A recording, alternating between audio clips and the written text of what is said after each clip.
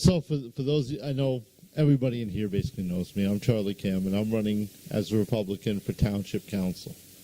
Now, as I said during the breakfast last week, you know, when you run for Township Council, Republican councilman, former councilman Ted Van Hessen once told me that, you know, they say all politics is local, but all local politics is not capital R or capital D, Republican, Democrat.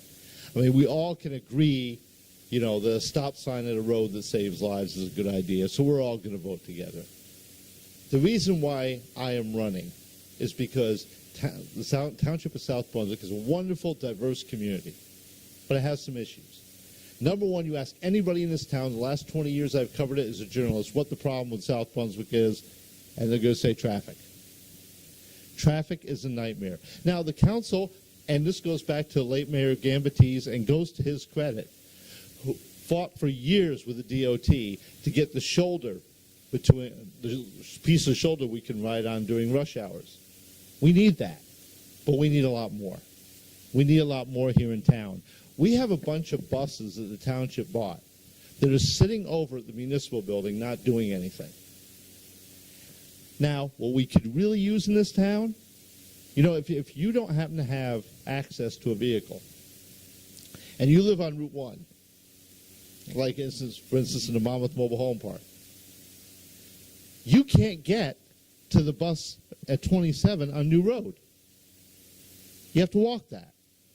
Now, why can't there be these buses that we have in town?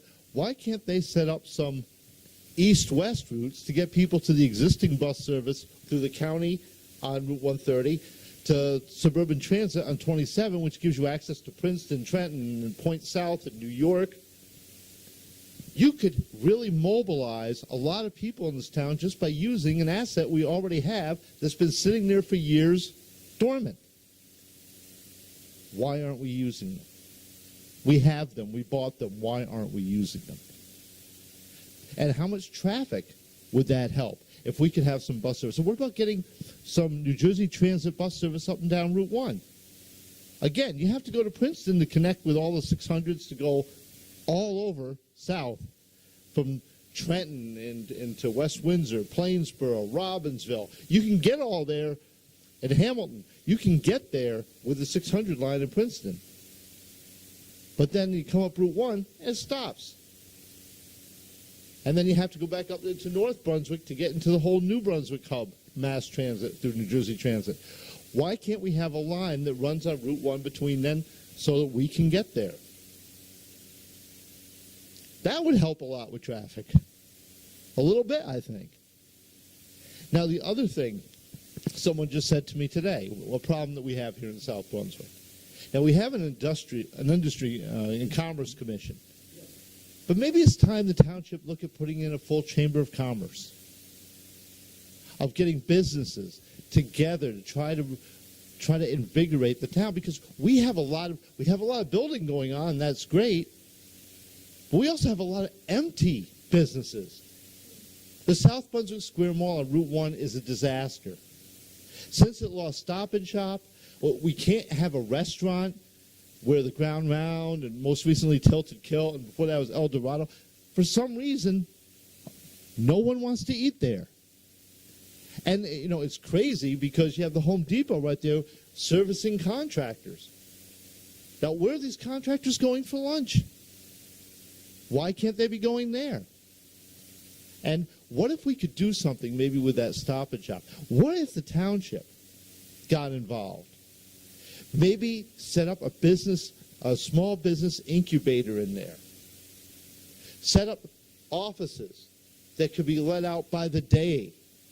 So that, you know, if you have a kind of business that you run mainly out of your home, but you need some office space to do a conference with a group of potential clients, or meet with people, or have access to a fax machine, a printer, or those kind of things. But maybe you only need it once a month or twice a month. Set up a huge space there. Set up a little mini business incubation thing to help build or grow our small business community, to fill into these vacant lots along all these major highways, not only to bring ratables into the town, but also to help the business community and provide more and more valuable services to our residents, and to do it in a smart, private-public partnership that could be easily done. Now, when it comes to taxes, everybody wants to lower taxes. But I think that you can't be under a delusion when it comes to that. The majority of the taxes in this township, whether it be on the municipal level or at the school board level, most of the budgets, about 80 to 85% of both budgets, are already spent for next year where the budget hasn't even been thought of yet. And that's paying overhead, that's paying salaries, that's paying benefits. Because a lot of the unions in town, they are getting contracts with 2 and 3% increases every 3 years. But once that contract is inked, there's nothing you can do about the tax increases coming in the next 2 years. They're going to be here. So even when you sit back down to negotiate the budget, and you ask, and one of the big problems as a journalist covering and doing budget stories, the members of the council, regardless of party, the members of the school board will tell you, they only have about 10 to 15% of the budget that's discretionary, that they could make cuts. And this is the problem. Every year, things keep going up and up and up. What's going to happen at some point in time, there's going to have to be a strong line drawn between public unions in this town and the government. Say, hold up, Tex, wait. Maybe we can't do 3% every year. Maybe it's going to be 0 this year. Maybe 1% next year. Public unions have got to understand that this is not just a replicating money tree that just keeps getting bigger and bigger and bigger and bigger. That they have to play by the same rules as private industry. And sometimes when you work in private industry, sometimes there's an increase, sometimes there's not. For most of us, in the last 15 years, in private industry, there's been little to no pay increase.